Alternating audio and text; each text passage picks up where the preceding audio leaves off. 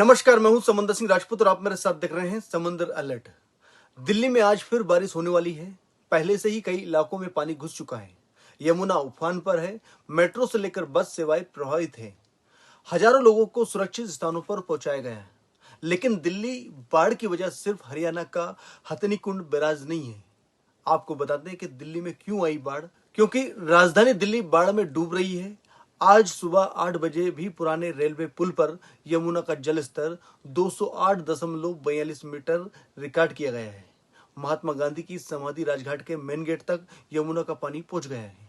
राजघाट दिल्ली की अहम सड़क रिंग रोड पर है और यमुना नदी के करीब है। कल से ही रिंग रोड पर पानी आना शुरू हो गया था। आज राजघाट तक पहुंच गया है। यमुना के रास्ते पर आने वाले 25 पुलों पर आवागमन प्रभावित हुआ है।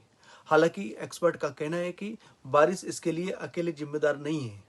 दिल्ली में पिछले 4 दिनों में बहुत कम या बिल्कुल भी बारिश नहीं हुई है। फिर भी नदी का जल स्तर बढ़ा है और बढ़ता ही गया। हरियाणा में हथिनी कुंड बैराज से पानी छोड़ा जाने को लेकर भी काफी कुछ कहा जा रहा है। डेटा बताता है कि 2019 और 2013 में 8 लाख क्यूसेक से ज्यादा पानी छोड़ा गया था। लेकिन बाढ़ की स्थिति इतनी खराब नहीं थी उस समय। ऐसे में यह समझना महत्वपूर्ण हो जाता है कि दिल्ली में बाढ़ क्यों आई। अब जैसे कि एक्सपर्ट बताते हैं, दिल्ली एक्सपर्ट के मुताबिक पुलों का जिक्र करते हुए उन्होंने कहा है कि दिल्ली के वजीराबाद बैराज से ओखला बैराज के 22 किलोमीटर के हिस्से में औसतन 800 मीटर पर 25 पुल बने हुए हैं। ये पुल बाढ़ के पानी के सामान्य तरीके से बहाव को रोकते हैं और नदी की हाइड्रोलॉजी को भी प्रभावित करते हैं। एक्सपर्ट कहते हैं कि यमुना के ऊपरी हिस्से में खनन और तल भी जमा कीचड़ की मशीन से साफ करने की गतिविधियां भी जारी है। ये सब दिल्ली वाले हिस्से में नहीं होती है। ऐसे में शहर में रिवर बेड का लेवल भी बढ़ता है और गाद जमा होता है। यहाँ इंसानों के द्वारा नियंत्रित किया जा सकता है क्योंकि नदी अपने गाद को बहा नहीं सकती। सीएमई के हेड सीआर बाबू के मुताबिक हरियाणा और उत्तराखंड में कई बांध बैराज बने हैं जहां से भारी बारिश होने पर बड़ी मात्रा में पानी छोड़ा जाता है। बाबू ने कहा कि नदियों के पास अपना फ्लड प्लेन यानी बाढ़ का मैदान होता है जो 5 से 10 किलोमीटर चौड़ा होता है। ऐसे में जब पानी ज्यादा आता है तो बाढ़ नहीं आती है क्योंकि आसानी से वहां अतिरिक्त पानी बह जाता है और इंसानी रिहायशी की तरफ पानी नहीं पहुंचता है। हालांकि यमुना के पश्चिमी हिस्से पर कोई फ्लड प्लेन नहीं है। विकास के नाम पर उस जगह पर कब्जा कर लिया गया है। 5 किलोमीटर के बाढ़ के मैदान में पानी इकट्ठा होने के लिए वेटलैंड होता है जो अतिरिक्त पानी को इकट्ठा रखता है। हालांकि ना सिर्फ फ्लड प्लेन सिकुड़ा है बल्कि कैचमेंट वेटलैंड भी गायब है।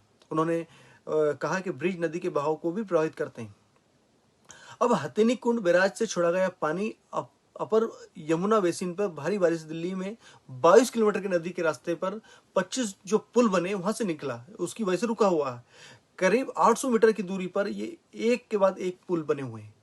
जो गोद का जमाव होता है उन कारण के हिस्से से ये कारण है। हम आपको वो कारण भी बताते हैं जिनकी वजह से ये दिक्कत होती है क्योंकि बाढ़ के मैदान पे जो है वहाँ अतिक्रमण है। वेटलैंड पर अतिक्रमण लोगों ने कर लिया है। बाढ़ के मैदान पर कूड़ा डालना, स्थानीय जमीन पर बहता पानी ना तो धरती पे जा पाता है और ना ही भाप बनकर उड़ पाता है। तो कई ऐसे कारण जहां अतिक्रमण हुए, पानी के आसानी से निकासी के लिए बेहतर ड्रेनेज सिस्टम होना चाहिए वो ड्रेनेज सिस्टम भी नहीं है। ये इलाके हैं जहां पर बुरी तरह से बाढ़ की वजह से प्रभावित हुए, उसके बारे में बताते हैं। Civil Lines, Bela Road, Yamuna Bazar, ISBT, Kashmiri Gate, Lal Qila, Shankaracharya Road, Majnu ka Tila, Majnu टीला जो वहाँ पे भी काफ़ी भारी बारिश जहाँ पर पानी बाढ़ की स्थिति बनी थी। खड्डा कॉलोनी, बाटला हाउस, शिव विहार, खजूरी खास, सोनिया विहार, किराड़ी, इन जगहों पे भी काफ़ी पानी रुका और रेस्क्यू ऑपरेशन चला जहाँ पर काफ़ी पानी भर चुका था। किंग्स वे कैंप, जेटीवी नगर रोड ट्रैफिक के लिए पुराने रेलवे ब्रिज को भी जहां इस समय बंद कर दिया गया है, यहाँ पे भी काफ़ी पानी जमा हुआ था जिसके कारण ये हालात बने हुए हैं।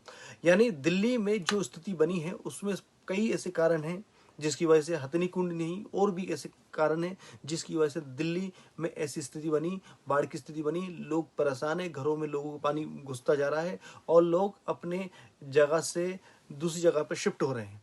ये दिल्ली क्यों डूबी, इसके कारण हमने आपको बताया। दिल्ली डूबने का सबसे बड़ा कारण तो यही है कि जहाँ लोगों का अतिक्रमण, वहाँ जो अतिक्रमण है और जो सिस्टम मैंने आपको बताए, वो सारे कारण हैं। इन कारणों की वजह से पानी आया और वहाँ दिल्ली में चला गया, क्योंकि पिछले 3 दिनों से या 4 दिनों से ऐसी कोई बारिश नहीं थी जिसकी वजह से, या ऐसी कोई बहुत ज़्यादा बारिश नहीं हुई इसकी वजह से जो पानी भर आया हो। लेकिन दिल्ली फिर भी डूब गई और दिल्ली के आसपास इलाके डूब गए और दिल्ली में इस बाढ़ जैसी स्थिति बनी। फिलहाल प्रशासन रेस्क्यू ऑपरेशन चला रहा है, लगातार इस पर भी काम कर रहा है। प्रशासन लगातार इस पर भी ध्यान दे रहा है कि अब ऐसी कोई स्थिति नहीं हो, चैनलाइजेशन जो सिस्टम है उसको ठीक किया जाए और पानी के जो बहाव है उसको रोका ना जाए, कहाँ उसका चैनलाइजेशन सिस्टम हो उस पर भी ध्यान दिया है। इन सब पर भी काम होने जा रहा है। तो यानी अब दिल्ली जो डूबी थी उस पर पूरी तरह से जो फैक्ट सामने आए हैं उसको लेकर हमने आपके सामने बात रखी। ये कारण थे जिसकी वजह से दिल्ली के मतलब बाढ़ जैसी स्थिति बनी, ऐसे हालात बने दिल्ली के, और ये स्थिति बनी। प्रशासन लगातार इस पे काम कर रहा है और आगे भी इस पर पूरी तरह से प्रशासन लगा हुआ है और जुटा हुआ है पिछले कई दिनों से। तो आज के लिए फिलहाल इतना ही, फिर मिलेंगे नई खबरों के साथ, नई अपडेट के साथ।